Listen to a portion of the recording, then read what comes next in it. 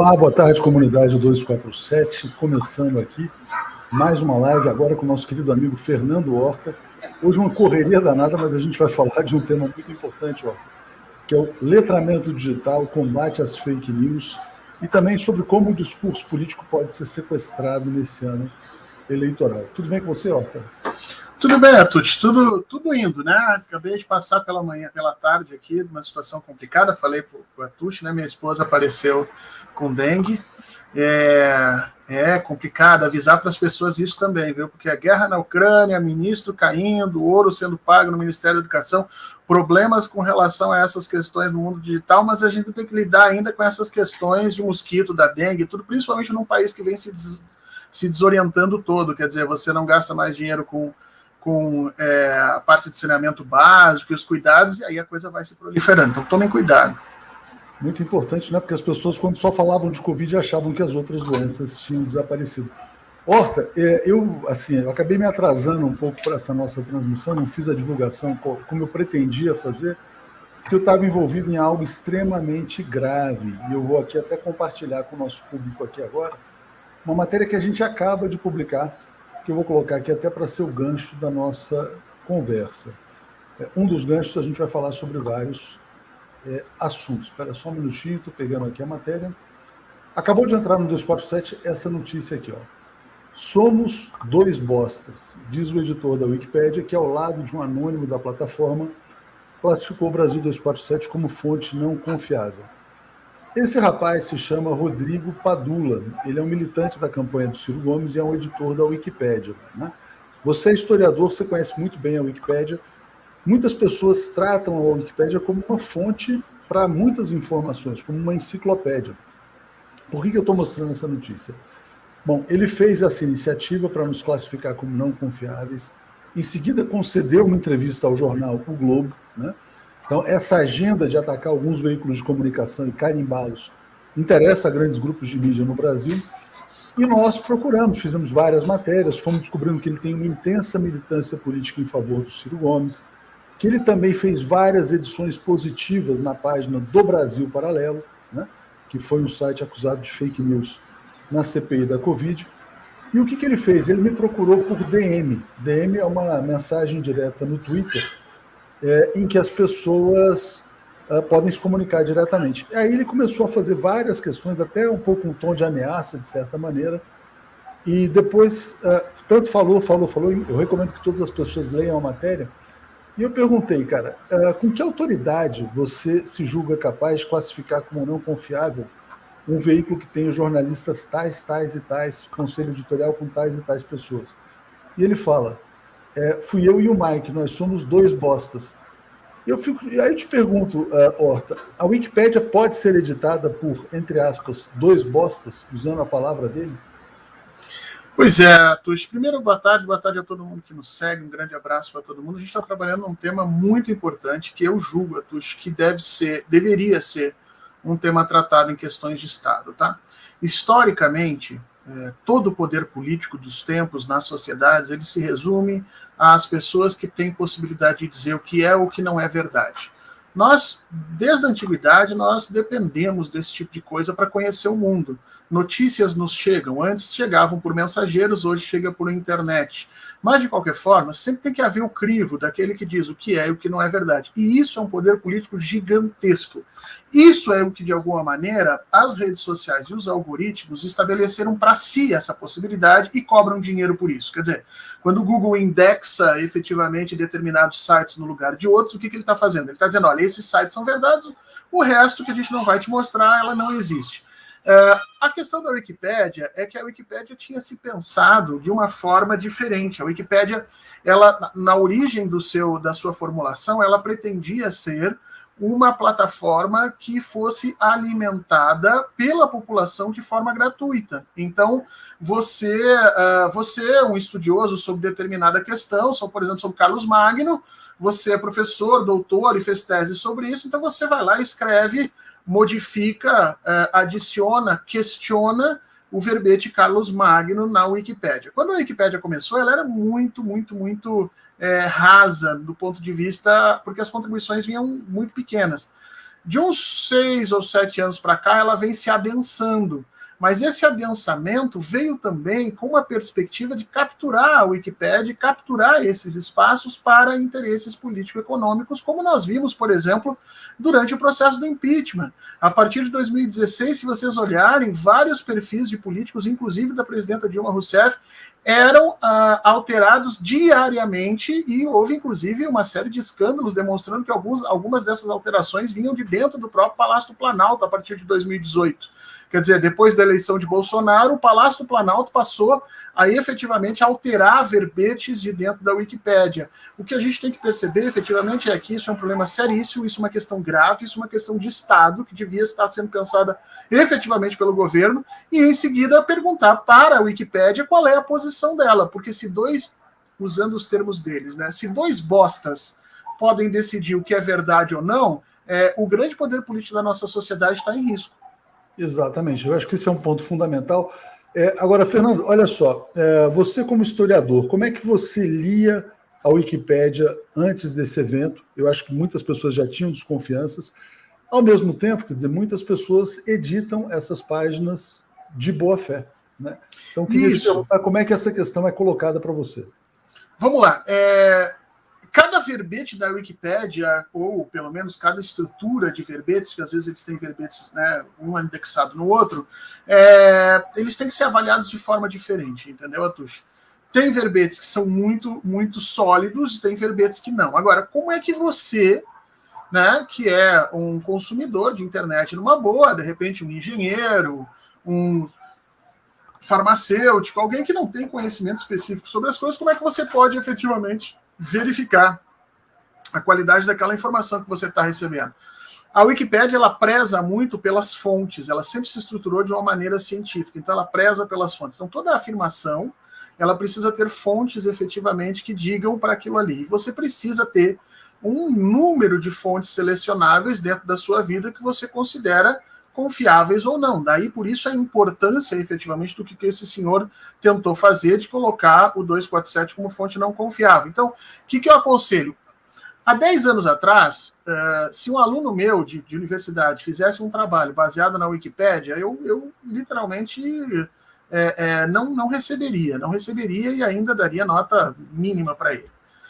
De uns tempos para cá, a Wikipédia se tornou um pouco mais sólida, mas, de novo, eu ainda não aceito trabalho baseado na Wikipédia. Agora, você pode acessar a Wikipédia para verificar as fontes que estão indexadas efetivamente dentro do vocábulo ou do termo que você está procurando, e a partir desse pesar de fontes, olhar aquilo, raciocinar criticamente, né?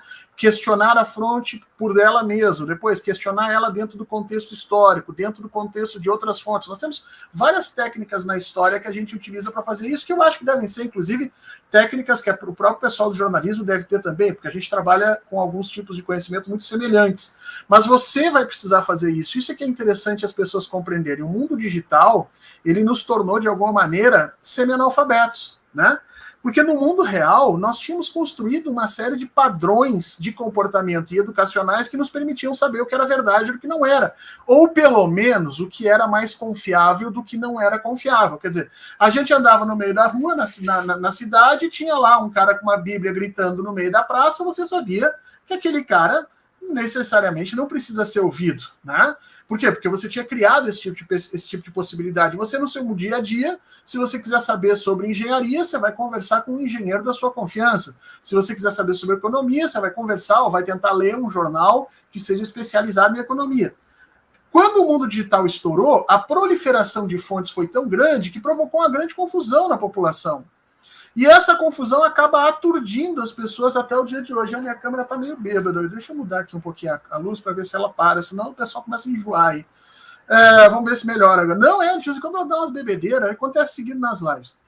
Então, assim. Vodka batizada, né? Mais ou menos. Eu vou ter que dar pedir para ela parar de beber a câmera, entrar para o AA, entendeu?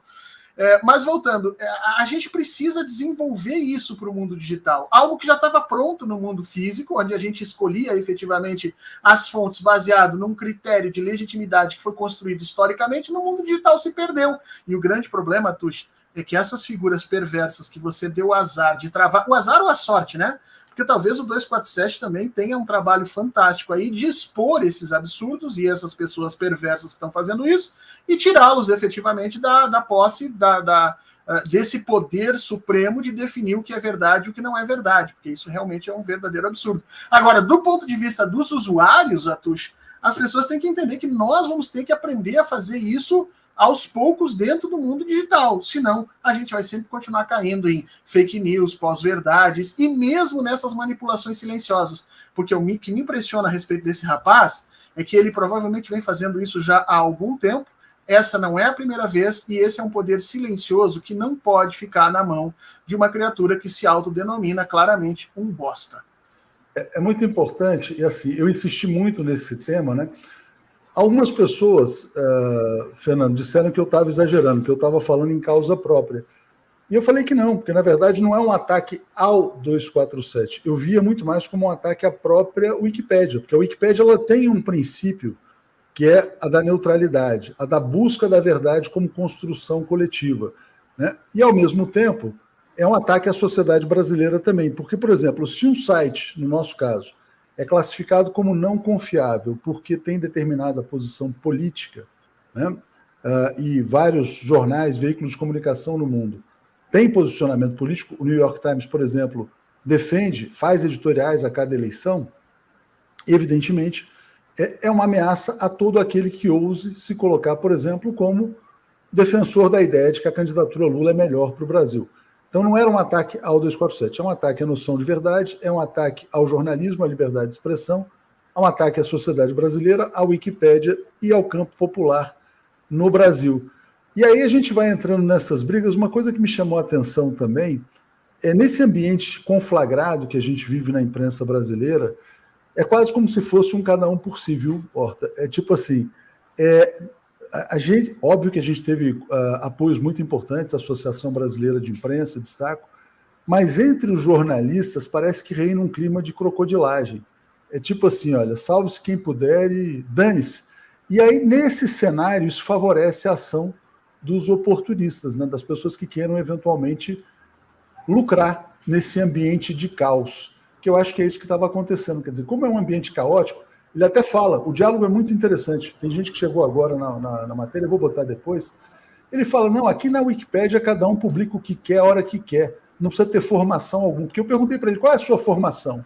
Qual é a formação do tal do Mike? Que eram 2 editores que nos classificaram. Não adianta dar carteirada, aqui cada um faz o que quer. Hã? Então, pelo amor de Deus, não. Então passo para você. Até onde eu sei, Atushi, os verbetes que eu costumo consultar são ligados à história, ciência política e tal. E ali, para haver alterações, é necessário que os usuários estejam cadastrados e tenham níveis de liberdade dentro da Wikipédia que vão crescendo conforme efetivamente é a formação do indivíduo, tá? Então tem determinados verbetes, determinadas páginas que você não pode alterar se você não for cadastrado e reconhecido pela Wikipédia como tendo doutorado em determinada área, sendo alguém que pode efetivamente questionar ali. Você pode sinalizar como algo questionável, a Wikipédia internamente vai trabalhar com isso e tal. Agora, o que me parece é que a Wikipédia, no caso do Brasil, vem trabalhando com padrões de qualidade completamente diferentes dos padrões de qualidade que ela trabalha em língua inglesa. E isso é importante a gente denunciar, isso é importante que o 247 fizesse uma comunicação formal à Wikipedia, não só à Wikipedia Brasil, mas ao centro da Wikipedia lá dentro nos Estados Unidos, demonstrasse, escrevesse o que aconteceu, porque esse tipo de pessoa não pode ter esse tipo de poder. Veja só, vamos fazer uma comparação, Atush, sobre o que aconteceu com você do que acontece no mundo real. No mundo real, no mundo material, quem é que define o que é verdade ou não? As pessoas não sabem, mas quem define isso é o juiz. As pessoas pensam que o juiz aplica a lei. Não, um juiz, em última instância, diz o que é verdade e o que não é. Um juiz, depois de cooptar, depois de ter uma série de provas, depois de ter uma série de indicativos, depois de estabelecer uma série de posicionamentos que supostamente são impessoais, equidistantes e tudo mais, ele vai dizer o que é verdade ou não. É verdade que fulano matou Beltrano. É verdade que fulano não matou Beltrano. É verdade que o ministro roubou e pediu, sei lá, propina em ouro no Ministério da Educação. O juiz define isso. Então veja como é um poder importante na sociedade. É um poder de Estado extremamente importante que é dado a pessoas que fazem uma graduação em Direito, que são forçados a passar por pelo menos um concurso, que supostamente é difícil. Vamos esquecer o caso Moro, tá? Que até hoje a gente não entende efetivamente como é que ele passou, mas a imensa maioria dos juízes tem um background de conhecimento supostamente importante e sólido, tá? E veja, a contrapartida no mundo digital é feita por dois rapazes que você sequer não entende efetivamente do que eles conhecem ou deixam de conhecer. Mas o pior é você perceber o seguinte: se um determinado veículo não é confiável por supostamente ter uma posição política, então nenhum veículo é confiável, porque pela mesma razão, porque ninguém é neutro. Ninguém produz uma informação neutra. Ninguém produz uma informação completamente igual àquilo que você está vendo na realidade. Todos interpretam. O quanto você interpreta, vamos dizer assim, o quanto a tua informação é desviada daquela empiria que você está colocando, é muito difícil de medir. Quando ela extrapola escancaradamente, a gente consegue demonstrar, mas quando não é, quando são pequenos desvios, fica sempre dentro da possibilidade efetiva de interpretação de um e de outro. E isso é importante as pessoas entenderem. Quanto mais a gente educar a sociedade brasileira de que neutralidade não existe e que nós deveríamos adotar como prática no Brasil, prática jornalística no Brasil, o caminho que fazem os grandes jornais norte-americanos e europeus mesmo, que chegam em determinado momento e dizem: nós vamos apoiar o candidato tal, isso por meio de editorial, dizendo por conta disso. Ou seja, não há neutralidade. O que há é uma forma metodológica de você checar as fontes, ou seja, a relação entre aquele discurso que está sendo produzido e a empiria do qual esse discurso emana. E para isso precisa-se ter treinamento, precisa-se ter formação. Não pode ser uma criatura que acha que qualquer pergunta é uma carteirada. Você deu um ponto importante, e eu até argumentei isso, porque o rapaz ele usou como exemplo da nossa não confiabilidade o fato de a gente ter feito um editorial defendendo a candidatura do ex-presidente Lula. E aí eu citei o New York Times. Você acha, Fernando, que os jornais brasileiros, os sites, deveriam ter como padrão explicitar ao público quais são as suas preferências políticas ou não? Claro que sim, Atush, claro que sim. Isso devia ser prática, isso devia ser exigência em lei, inclusive. Para receber financiamento público, os sites devem produzir um editorial antes de cada período eleitoral, identificando a sua posição, as suas situações, e assim vai.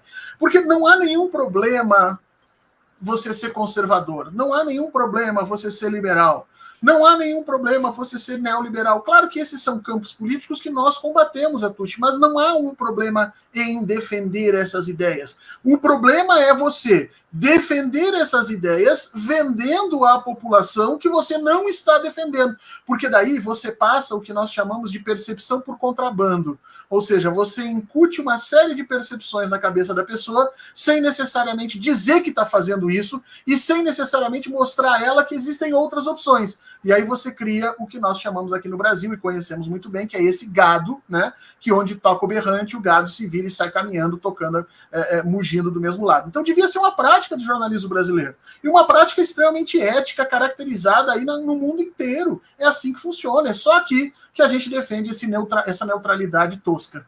Claro. Agora, aí eu queria te perguntar um outro ponto, porque você falou o seguinte, quer dizer, olha, nenhuma informação é neutra, nenhum veículo de comunicação é neutro. Mas de uma enciclopédia, ou de algo que seja, vamos dizer assim, que produza verbetes, espera-se uma neutralidade. E esse é um princípio público da Wikipédia.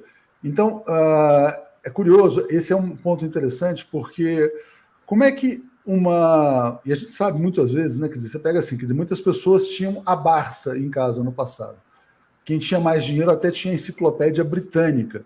E a enciclopédia britânica provavelmente também tinha um viés pró-imperialismo britânico no passado. Ela não era tão neutra assim. Mas qual que é o limite da neutralidade que pode ser buscado, por exemplo, por uma enciclopédia, já que você é um historiador também, Fernando? Vamos lá. Durante o século XX, o pessoal defendia a ideia de que se poderia ser neutro. A ciência no século XX defendia essa ideia. Né? Através de uma fórmula mágica chamada método, você conseguia produzir um conhecimento neutro, supostamente objetivo. Veja, toda vez que a gente fala objetivo, a gente quer dizer que aquele conhecimento é relativo ao objeto. Toda vez que a gente chama de subjetivo, a gente quer dizer que aquele conhecimento é relativo ao sujeito. Durante o século XX, se estabeleceu, a ciência pensava dessa forma, que se por uma determinada aplicação rigorosa de métodos, você conseguiria se aproximar do objetivo, se aproximar de falar aquilo que é o objeto. Tá? No final do século XX, início do século XXI, isso tudo caiu por terra, tá? Especialmente quando a gente faz o que a gente chama de giro linguístico, depois o giro cultural, ou seja, se demonstra que a linguagem que a pessoa usa já é uma forma de tirar essa neutralidade, a cultura onde ela está inserida é outra forma de tirar essa neutralidade. Então, neutralidade deixou de ser um ponto debatível no século XXI. Não se aceita mais isso em termos científicos. Ninguém é neutro. O que nós temos que trabalhar são duas outras coisas. Nós temos que trabalhar com equidistância. Veja, eu posso sim ser uma pessoa politicamente colocada no campo da esquerda e estudar temas relativos à direita. E eu posso estabelecer situações de equidistância a ponto de dizer, eu me controlo metodologicamente, eu me controlo por uma série de princípios e eu estou expondo aqui esses princípios e por isso a minha produção é nesse sentido. Isso é perfeitamente válido e muita gente consegue fazer. Tá? A outra coisa que a gente tem que tomar um certo cuidado e exigir é o seguinte, as fontes das quais aquela tua narrativa emana, elas são capazes de sustentar aqueles pontos em que você está trabalhando, que você está afirmando? Isso é uma questão metodológica. Quer dizer, não adianta nada eu começar a falar sobre o desenvolvimento da população nos Estados Unidos e, em seguida, fazer uma afirmação sobre o desenvolvimento da população chinesa e citar aqueles artigos que eu li sobre a população americana como fonte. Não, as fontes que eu estou usando permitem eu dizer aquilo que está sendo dito ali por aquele discurso? Se não permitem, eu estou indo um passo adiante do que poderia. Se permitem, bom, então eu vou continuar lendo esse trabalho, porque ele parece que está aderente à empiria que lhe dá causa ou que lhe dá sustentação. Esse, Atushi, é um trabalho que não é fácil, é um trabalho muito complexo, é um trabalho que as universidades fazem com muito cuidado e professores com muita experiência costumam levar um bom tempo fazendo isso. Por isso que eu tenho dito que isso devia ser uma questão de Estado, porque esse trabalho que esse rapaz julga estar fazendo, não só ele não está fazendo esse trabalho, como efetivamente ele está se apossando de um poder ou de um micropoder que provavelmente deve estar lhe rendendo frutos econômicos, frutos financeiros, e que, por sinal, está direcionando uma parte da sociedade brasileira ao erro, induzindo ao erro, por incapacidade clara deste indivíduo fazer isso. É necessário expor esse tipo de coisa, porque é aqui que começa o problema das fake news, é aqui que começa o problema da pós-verdade, e é aqui que começa os tipos de poderes que depois acabam elegendo Jair Bolsonaro, Gabriel Monteiro e essas criaturas que nós conhecemos por aí. É muito interessante, você tocou no ponto da exploração econômica desse pequeno poder, né? A Wikipédia, quem trabalha lá, muitas vezes trabalha por paixão. É um historiador, é um físico, alguém que vai produzir conhecimento voluntariamente. O que não pode é alguém ganhar reputação interna como editor, que já fez mais de 100, 200, 300, 500 edições, e a partir dessa reputação negociar ou mercadejar a reputação alheia. Então, prestar consultoria, melhorar a imagem de A, piorar a imagem de B, etc. e tal. Quando esse caso surgiu, Fernando, algumas pessoas disseram o seguinte, não, mas esse cara é coisa pequena, tem coisa maior por trás. Por quê? Porque logo depois ele foi dar uma entrevista ao jornal O Globo, e o Globo tem lá um monitoramento das redes sociais, na internet, chamado Sonar. E nesse monitoramento, e aí veio essa matéria de que algumas fontes extremistas, entre aspas, seriam classificadas como não confiáveis. Brasil 247 falava do DCM, falava também da Jovem Pan. Né? Será que a gente está assistindo também ao movimento da imprensa tradicional, da chamada mídia corporativa, de controlar o discurso, de só... desculpa, Fernando. de ter um controle total do discurso pela chamada imprensa corporativa, burguesa, o que alguns chamam de imprensa golpista? Há esse movimento também, na sua opinião, de voltar ao mundo pré-redes sociais? Sim, mas não é um mundo pré-redes sociais. Olha só, Tuxo, vamos entender o que está acontecendo aqui, tá? Durante toda a história, durante toda a humanidade, sempre houve alterações técnico-tecnológicas na forma como as pessoas se comunicavam.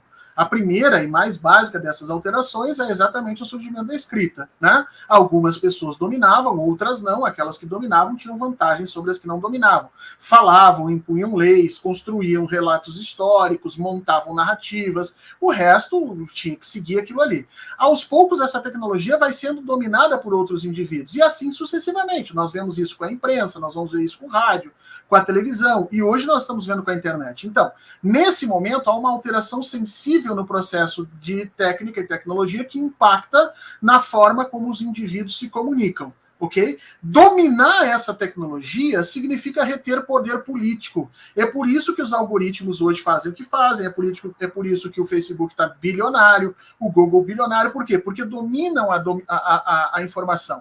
São capazes de te mostrar coisas e te esconder coisas, e por isso eles cobram esse valor. Isso era feito pela televisão na época do Roberto Marinho. Roberto Marinho dizia claramente que a Globo era do tamanho que era, não pelas coisas que dizia, mas pelas coisas que não dizia. Ou seja, o que eu vou mostrar e o que não vou mostrar é um poder político, né? O que está acontecendo nesse momento no mundo digital é exatamente isso. Ou seja, dado um primeiro momento em que há uma expansão brutal da quantidade de pessoas que produzem conteúdo, e isso significa uma ruptura desse monopólio que existia sobre a palavra, o capital passa a tentar retomar o controle desses espaços. De que forma ele está fazendo isso? Ele começou a fazer isso especialmente através do judiciário. Quer dizer, o STF passou a agir nas redes dizendo qual perfil pode abrir, qual não pode abrir, qual é a rede que pode funcionar, qual que não pode funcionar. Você pode dizer, Fernando, mas eles até agora tomaram decisões corretas. Eu posso concordar com você. Eu não acho que sejam corretas, mas assim, vamos concordar com você. Quem nos garante que eles vão continuar tomando decisões corretas? Quem nos garante que decisões meritocráticas, aliás, decisões autocráticas de um só indivíduo sejam corretas? E aí, a segunda ferramenta que está se utilizando para domar de novo esses canais de comunicação é exatamente essas plataformas de checagem, né? Supostamente plataformas que checam o conteúdo, e que eu já vi aí fazerem verdadeiros absurdos de checagem, dizendo que coisas eram erradas quando na realidade eram certas e dizendo que coisas eram certas quando na realidade eram erradas. Quer dizer, isso é uma tentativa de novo, ganhar dinheiro e tomar poder político definindo o que é certo e o que é errado. Veja, isso tem que existir na sociedade. Eu não estou dizendo que isso não pode existir. Isso tem que existir. Isso é base da nossa subsistência. Nós temos que saber, se alguém um dia reportar, um jornal reportar e dizer, caiu uma bomba atômica no atol das Rocas. Eu preciso, como cidadão desse planeta, saber se é verdade ou não. Agora, esse poder de dizer o que é verdade ou não, não pode ficar na mão do mercado e não pode ficar na mão, principalmente, de indivíduos desqualificados como essa criatura que está se manifestando. Isso tem que ser uma postura da sociedade. A sociedade, através da sua principal ferramenta, que é o Estado, precisa estabelecer um controle sobre isso de coisa. Um controle sobre essa situação. Como é que nós estabelecemos isso no passado? Através do jornal e através da academia. Essas eram as fontes de verdade. Hoje, tudo isso foi, de alguma maneira, corrompido pelos interesses do mercado. E a gente está agora criando um novo patamar, que é essas big techs, que é mais mercado. O mercado não tem interesse em falar o que é ou não é verdade. Tem interesse em dizer o que dá ou o que não dá dinheiro. O que dá dinheiro vai ser verdade, o que não dá, infelizmente, vai ficar escondido. Você tocou num ponto fundamental, né? Quer dizer, na verdade, é o fator monetário determinando o interesse dessas grandes plataformas. Muita gente está chegando agora, só para esclarecer, eu vou botar aqui exatamente como a coisa se deu, que é isso aqui. Isso aqui é o meu Twitter, né? E aqui, se as pessoas olharem aqui nesse cantinho direito, tem aqui Rodrigo Padula. Ele me procurou às 3h04. Escreveu assim: seu amigo João está passando informações equivocadas sobre a Wikipédia. Vão se dar mal, escreveu com U, nessas afirmações levianas. Aí depois ele corrige, mal com L, antes que você faça um novo tweet quinta série. Por quê? Porque ele cometeu vários erros de português nas comunicações comigo e eu fui corrigindo, cara, não é assim e tal, é assado. né? Você não pode ter um editor que mal escreve na língua portuguesa. Bom, então nessa comunicação direta ele foi me procurando. Aí daqui a pouco vocês vão dizer que nós matamos a Marielle, etc e tal. Eu nem sei quem é João, né? Que ele mencionou o João. E eu respondi: Rodrigo, por algum motivo você decidiu nos causar um dano reputacional. Um dano de reputação, como você sabe, pode causar sérios prejuízos econômicos a qualquer empresa. O ataque é mais grave quando realizado contra um veículo de comunicação que reúne jornalistas premiados, conselho editorial, etc e tal. Não sei quem é João, só sei que suas ações feriram os princípios de neutralidade e isenção. Aí ele fala: eu já expliquei e tal, não sei o quê, fica falando do tal do João. E aí ele fala que foi um consenso na Wikipédia dos editores. Eu falo: não adianta querer nos enganar. A decisão foi tomada por você e 2 anônimos. Um se chama Liquid e outro se chama Taze York. Você não tem a menor condição, o azul sou eu, tá, gente? Não tem a menor condição de definir o que é ou não um veículo de comunicação confiável. Não tem informação para isso, nem pode falar em nome da Wikipédia, como vem fazendo. Já que decidiu nos atacar, causando um dano econômico, responda pelas consequências. Aí ele fala, eu respondo. Aí chega um ponto aqui, eu vou falando dos danos que ele causou, né?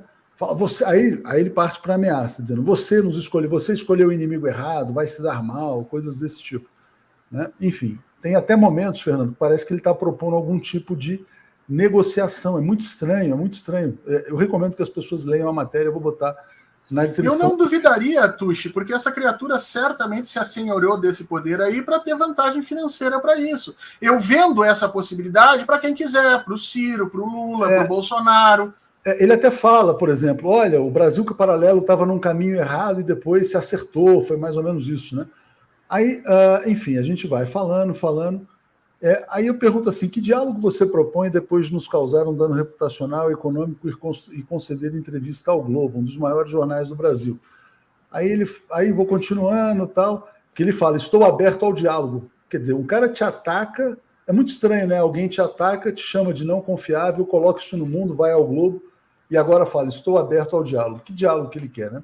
Ele tá conversando, Atush, do ponto de vista da desigualdade. Ele está acima te dizendo que ele está aberto ao diálogo. Se você convencer ele, veja o nível de desigualdade que está sendo colocado aqui nas posições sociais, né?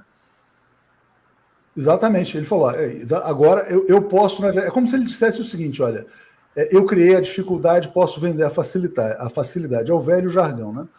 Aí eu falo assim: qual a lógica disso? Você causa os prejuízos, vai ao Globo e diz que está aberto ao diálogo. Não estou entendendo. Aí ele fala assim, na matéria do Globo: vocês não eram pauta. Eu e o Mike conversamos com o jornalista do Globo, e o assunto veio à tona, assim. Surgiu o Brasil 247, né? Dizer que estamos a serviço da Globo é leviano. Aí eu falo: quem é Mike? Qual a formação dele? Qual a sua formação, né? Aí ele fala: somos 2 bostas que contribuem com a Wikipédia e só, né? Então, assim, é esse tipo de gente. E eu pergunto a ele agora, né? Se vocês são 2 bostas, com que autoridade vocês acham que podem classificar como não confiáveis um site que tem jornalistas como Tereza Cruvinel, Paulo Moreira Leite, Joaquim de Carvalho, Mauro Lopes, Helena Chagas, Rodrigo Viana, Alex Sonic, Luiz Costa Pinto e tantos outros, né? Olha o abuso de poder, né? Realmente é um negócio... Como é que você lida com isso? Porque algumas pessoas, Fernando, falaram assim: não, veja bem, você está achando que isso aí é coisa do Ciro? É bobagem. Tem a Globo por trás. Outras pessoas dizem: não, olha, tem a CIA, né? A Wikipédia é controlada pela CIA, é para ferrar o Brasil e tal. Mas você vê o seguinte, quer dizer, é um cara ali usando o pequeno poder dele para, né, tentar extrair alguma vantagem, claramente. Passo para você. Eu acho o seguinte, Atush, eu acho que não convém a gente ficar tentando saber quem são os atores de segunda ou terceira linha aí que estão sendo beneficiados com isso, tá? Você tem que entender o seguinte: verdade é o teu principal produto. Ele não está atacando uma coisa lateral ao 247, né? Ele não está dizendo, por exemplo, que um professor de física não sabe sobre literatura brasileira. Não, o professor de física não necessariamente precisa saber literatura brasileira. Agora, você dizer que um professor de física não consegue fazer contas básicas, você está atacando o cerne do conhecimento dele. Qual é o produto que o 247 oferece para a sociedade brasileira? É a verdade. Nós trabalhamos aderente à verdade. Nós temos uma posição, vocês vão dizer isso, né? Eu estou falando nós, eu não faço parte do 247, mas eu estou reproduzindo o discurso aqui.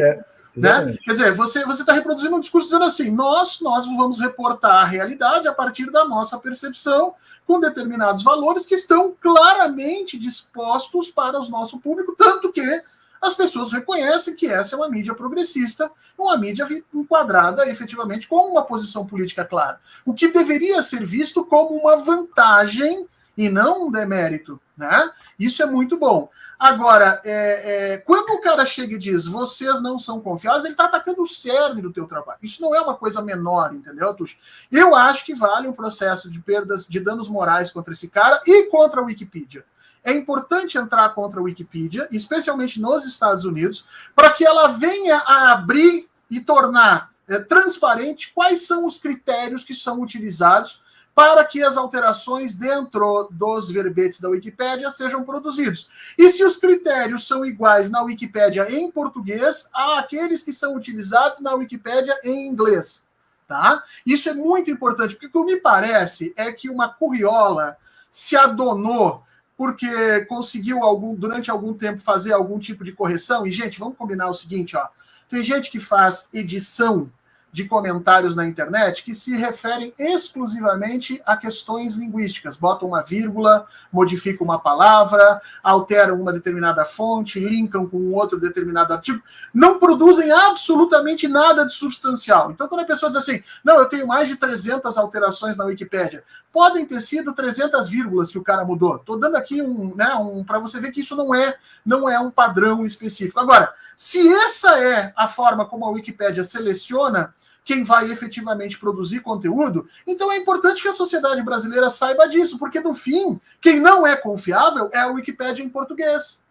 Né? Com isso que esse rapaz está fazendo, ele simplesmente deixa muito claro que existe um assenhoreamento de determinados indivíduos incapazes, intelectual e profissionalmente, para fazer aquilo, sobre um determinado poder que está prejudicando efetivamente a sociedade brasileira, o jornalismo brasileiro e, em especial, o 247. Eu acho que corre aí, Atush, uma boa ação de indenização contra esse rapaz e contra a Wikipédia. É interessante porque a Wikipédia é controlada por uma fundação, é a Wiki Foundation, né? Tem lá vários princípios, vamos ver como é que eles vão se comportar diante desse evento. E, evidentemente, né, o dano pode ser maior, porque pode haver uma intenção que vá além da Globo, que é, por exemplo, atingir as grandes plataformas digitais de comunicação para dizer o seguinte, bom, já que são extremistas, já que são fontes não confiáveis, vamos reduzir um pouquinho mais o alcance deles no algoritmo, né? Será que a gente não pode, talvez, tornar menos visíveis enfim, no Facebook, no Google, no YouTube, no Twitter, eventualmente até banir, né? Por que não banir? Porque a gente está vivendo um momento de censura, né? E é interessante porque os interesses vão se casando, né, Fernando? Não, deixa eu te dar uma notícia bem ruim, tá? Está correndo no Congresso Brasileiro hoje um projeto de lei para proibir monetização de qualquer tipo de conteúdo que tenha questões políticas colocadas no meio. E isso, por que isso é problemático, tá? Não, mas isso é para banir, por exemplo, o Terça Livre, né? Bom, no Terça Livre a gente pode chegar a um consenso de que há uma politização extrema, que há a utilização de fake news e tal. Mas em determinados níveis de politização fica muito difícil você dizer o que é. Quer dizer, como é que você vai separar o que é política partidária, oposição política a respeito de partidos, do que é conhecimento sobre ciência política? Em determinados níveis, isso é muito difícil de se chegar a essa conclusão. O Congresso brasileiro, de forma muito subreptícia, está discutindo um projeto de lei nesse sentido. Na cabeça dos nossos congressistas, que vamos combinar que essa Câmara dos Deputados é a mais incapaz que eu já tinha visto na história do Brasil. Eu vou te dizer que esse congresso que nós temos é o congresso mais inefetivo, inepto, incapaz, intelectual e profissionalmente que eu já vi na história. Mas esses caras estão achando que combater as fake news significa desmonetizar os canais que mentem. Mas eles vão criar uma ferramenta que vai ser utilizada de forma muito perversa Porque eu posso chegar e dizer que determinado conteúdo é político e desmonetizar efetivamente. E aí, meus camaradas, o que vai acontecer? Vai voltar ao reino da voz única no Brasil através dos grandes veículos de comunicação como Rede Globo, Bandeirantes, SBT e ponto final. Por quê? Porque esses caras são monetizados ou recebem dinheiro de uma outra forma. Vai voltar ao reino dessa gente e nós vamos perder efetivamente todo o caminho que nós trilhamos nos últimos 30 anos, que vocês trilharam em grande medida, abrindo esse veio, né? E tudo isso baseado no quê? Nessa intercomunicação desses pequenos passos, né? Pequenos indivíduos perversos sinalizando como algo não confiável, perversidades dentro de um congresso querendo utilizar esse tipo de indicação como determinante sobre quem pode ou não ter remunerado o seu trabalho a partir desse tipo de indexação. E aí é que eu chamo a atenção que a sociedade brasileira precisa entrar nesse debate. A internet precisa deixar de ser controlada pelas big techs e tem que começar a ser um direito de todo cidadão. Assim como nós temos direitos no mundo real, nós temos que ter direitos no mundo digital também. E não é só o direito a ter os seus dados sigilosos mantidos e tal. É também direito ao acesso ao mundo digital, direito a uma condição social de verificabilidade da correção dos conteúdos ali colocados e tudo mais que a gente tem no mundo comum que a gente precisa botar no mundo digital. Horta, interessante a gente falar sobre isso. A gente está no momento agora vivendo a regulamentação o PL das fake news, que vai ser votado nos próximos dias. E aí a gente vê muito foco, né, em impulsionamento de mensagens, enfim, Telegram, que teve recentemente a sua suspensão, depois voltou, Facebook, WhatsApp, etc. e tal. O que você acha que é mais perigoso nesse mundo das big techs e do ponto de vista da desinformação? Qual dessas plataformas você considera mais potencialmente danosa para a sociedade? As mais danosas são aquelas que estabelecem informação de consumo rápido e que têm algoritmos capazes de organizar ou direcionar essas informações, tá? Eu não acho o WhatsApp e Telegram danosos da forma como são Facebook e Twitter, por exemplo. Na forma como é, por exemplo, o TikTok, né? O que significa? Por que eu estou dizendo isso? Quando você entra numa rede social, você se cria dentro do mundo digital. Você não existia no mundo digital. Gente que não tem um perfil não existe no mundo digital. Eu posso acessar o computador aqui, fazer uma busca lá, mas o programa não sabe quem eu sou, não recolhe informações, não tem noção de como é que é a minha pessoa, quais são os meus gostos, os meus hábitos e tal. Quando você entra numa rede social, você se consolida no mundo digital. Isso vai acontecer de agora em diante cada vez mais. Tanto é que nós já temos vários bancos, inclusive, que já estão buscando informações dentro de redes sociais. Você linka lá o seu perfil junto com o perfil do Google e tal. Isso está se tornando cada vez mais comum, ok? E aí, o que acontece? Acontece que redes sociais que são capazes de te colocar uma quantidade gigantesca de informações, portanto, cada vez menores essa informação. Videozinhos de 1 minuto, 2 minutos, pequenas pílulas, textinhos de 240 caracteres e tal. Ou seja, a quantidade de informações que eles te fornecem é muito grande. Se essas plataformas tiverem algoritmos capazes efetivamente de te direcionar para um lado ou para o outro, elas são as mais perigosas, tá? Essas comunicações de caráter peer-to-peer, como a gente chama, né, que são esses WhatsApp da vida, esses Telegrams, eles dão vazão à perversidade dos indivíduos apenas, né? Então eu quero criar lá um grupo neonazista, eu criei o grupo neonazista, eu vou botando pessoas para dentro, mas o conteúdo é desse grupo neonazista. Agora, veja bem, quando eu tenho um Facebook, um Twitter, ou até mesmo o YouTube, né, que são capazes de te direcionar para um determinado site e te esconder outros, esses caras estão, em realidade, te roubando a liberdade de escolha. Eles acham, você jura que eles estão te dando, mas na realidade a tua liberdade de escolha está capturada por um algoritmo. Você vai ver, gostar, sentir e até odiar somente aquilo que o algoritmo te permitir fazer. E não tem absolutamente nada disso que seja qualquer coisa parecida com o conceito de liberdade que as pessoas estão tentando defender. Nós precisamos repensar o mundo digital, as liberdades do mundo digital e entender efetivamente como esse mundo digital pode ser protegido. No meu entendimento, não tem nada mais perigoso do que o TikTok. Em segundo lugar, Facebook, Twitter, YouTube, por aí vai. Por que o TikTok? Porque o TikTok ele te oferece pílulas de conteúdo extremamente rápidas, indexadas uma atrás da outra, que você não precisa sequer escolher o que vai ver. Perceba, você começa a assistir um vídeo e depois de 1 hora você consumiu 60 vídeos e não se deu conta de efetivamente que vídeos apareceram. Aquilo não segue o teu gosto, mas segue a indicação automática e imediata de um determinado algoritmo. E ele te captura dessa forma. E o pior, eles usam um tipo de dominação psicológica que a gente estudou isso no século XIX. Quer dizer, aquilo ali, o TikTok, é Skinner. Né? Quem conhece um pouco de psicologia sabe o que eu estou falando. É Pavlov e Skinner na veia. Quer dizer, as pessoas assistem 8 vídeos ruins, sempre na expectativa e na esperança de que o próximo vídeo seja legal. Ou seja, você cria um sistema como é que a gente diz isso? De premiações inconsistentes ou variáveis, o que aumenta a aderência do indivíduo na plataforma. Né? A gente fazia isso com o Ratinho. Não, vocês do jornalismo não sei se estudaram isso, mas na educação a gente estuda isso. Né? Você quer que um ratinho aperte acenda uma determinada luzinha, toda vez que ele acende, ele ganha um alimento. E aí você induz esse tipo de comportamento, sempre que ele apertar na luzinha, ele ganha o alimento. Ele vai repetir aquilo. Agora, se você, ao invés de fazer, uma vez que ele aperte na luzinha, ganhar um alimento, se você começar a colocar uma regra de que 2 vezes ele ganha o alimento, ele vai começar a apertar 2 vezes. Se você criar a regra de 10 vezes, ele vai ficar apertando 10 vezes para ganhar o alimento. E é isso que essas plataformas do TikTok fazem. Elas te enfileiram 8, 9, 10 vídeos ruins e você fica na ansiedade desesperada de achar um bom e você segue na plataforma sem necessariamente refletir e entender o que está acontecendo ali. Essa é muito perigosa. É isso aí. Bom, vou ler o comentário aqui do Salles dizendo: o problema da direita é que a realidade dos fatos invariavelmente está mais perto da esquerda.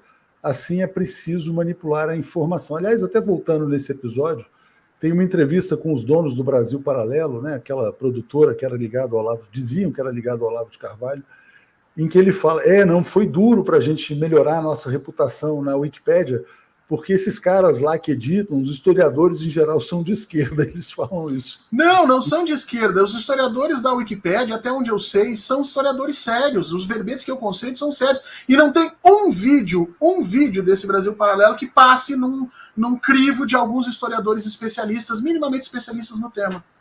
Mas a página deles é maravilhosa, porque... sim, mas financiada. Aparentemente eles contrataram uma consultoria, né? E uma consultoria resolveu os problemas deles. Bom, Veleiro se tornou assinante aqui, eu agradeço demais.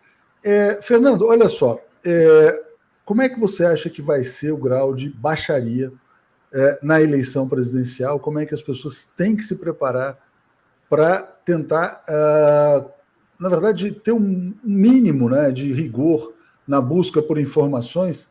Se até as agências de checagem podem ser capturadas, tudo pode ser capturado nesse mundo do dinheiro. Eu lembro, inclusive, que, aliás, um dos motivos, né, para nos classificarem como não confiáveis era a posição de uma agência de checagem aos fatos que dizia que um presente enviado pelo Papa Francisco ao ex-presidente Lula era mentira, depois mostrou que era verdade. E até hoje eles dizem que isso era uma fake news. Então tudo está sendo capturado pelo poder do dinheiro. Como é que as pessoas devem agir no seu caso? Assim, quer dizer, nessa selva, né? Porque virou uma selva. Como é que o cidadão deve se comportar? Bom, primeiro assim, o cidadão precisa rapidamente, o governo brasileiro, no próximo governo, que tomara seja do presidente Lula, porque eu não estou aqui escondendo minha posição política, eu não sou neutro, todo mundo já sabe disso, mas o próximo governo tem que criar efetivamente condições para que a gente inicie um programa de letramento digital, ou seja, que as pessoas comecem a ter acesso no Ministério da Educação a portais que ensinam a usar a internet, a checar informações.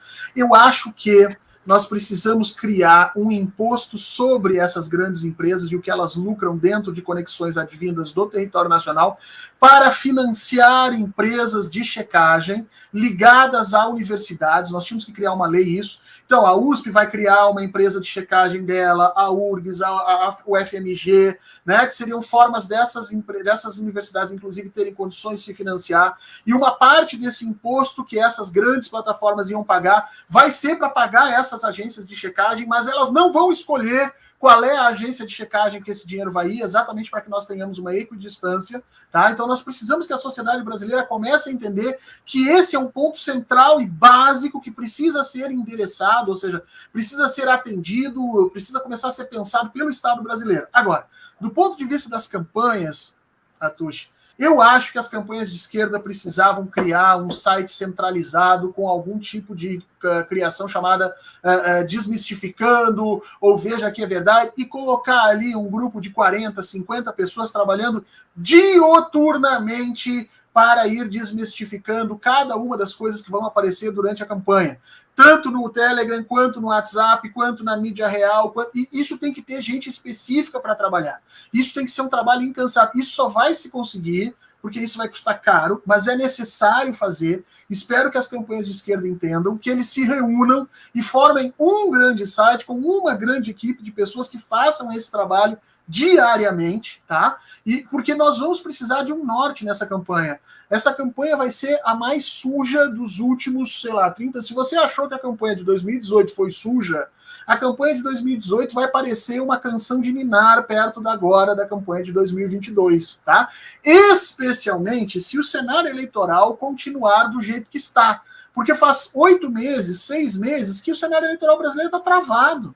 Quer dizer, Luiz Inácio Lula da Silva segue no limiar de ganhar no primeiro turno sem fazer campanha, porque não está fazendo campanha ainda abertamente.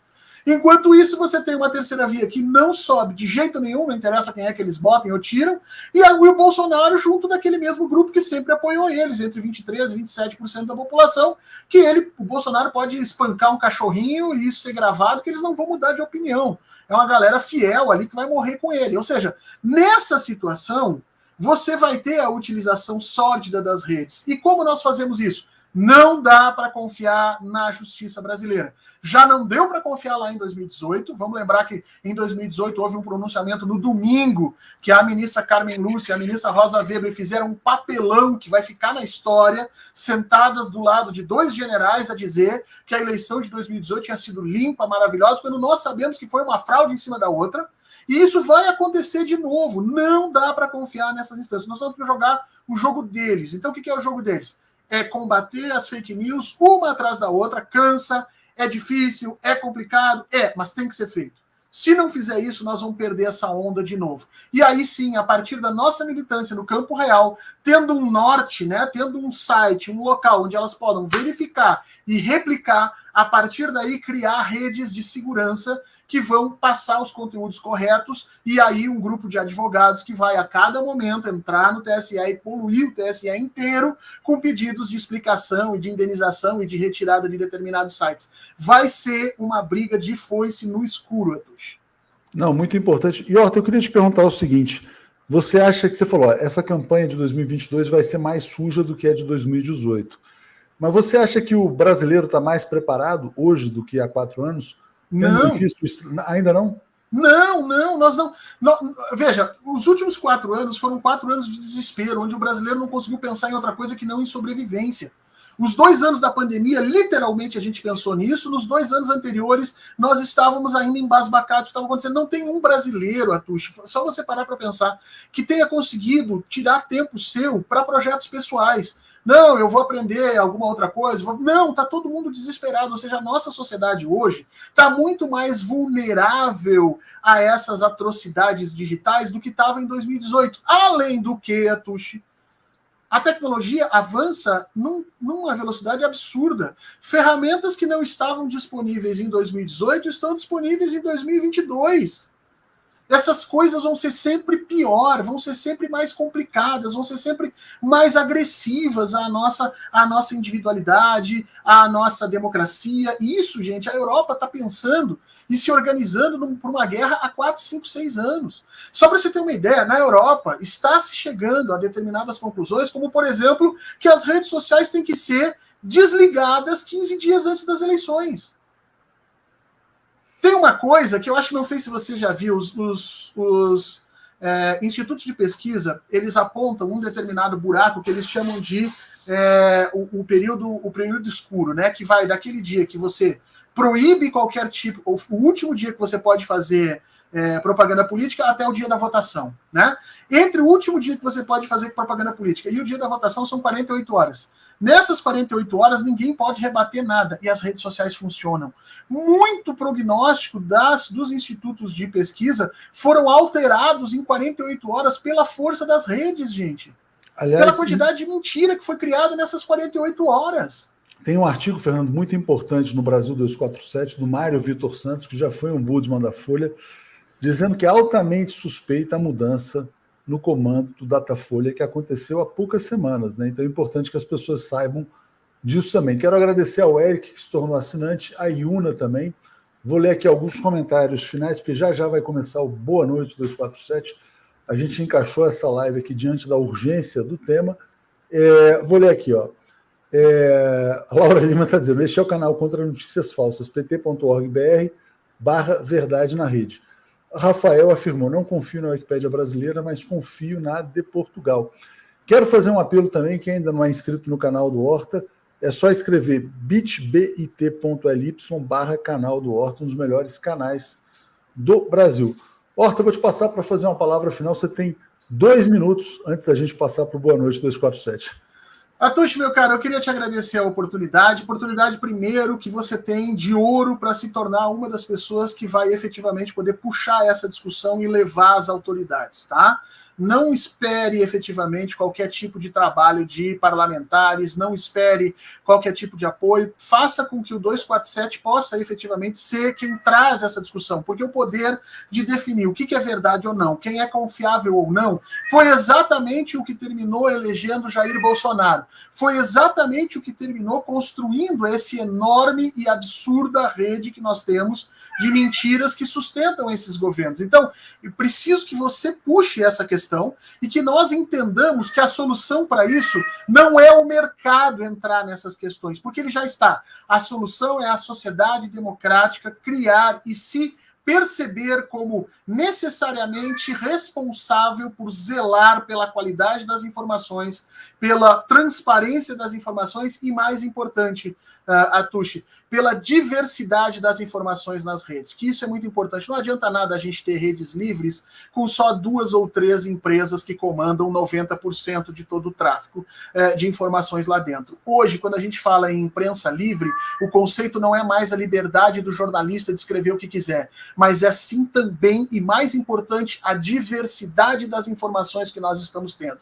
Nós precisamos ter canais, sim, que defendam ideias liberais, ideias conservadoras e ideias de esquerda de toda a sorte, e dentro desse caminho, dentro dessa grande piscina de ideias, que as pessoas sejam apresentadas aos pensamentos conforme as informações, conforme melhor lhe interessem. Vocês devem estar ouvindo um gato xarope. Entrou a gata do Fernando Horta aí.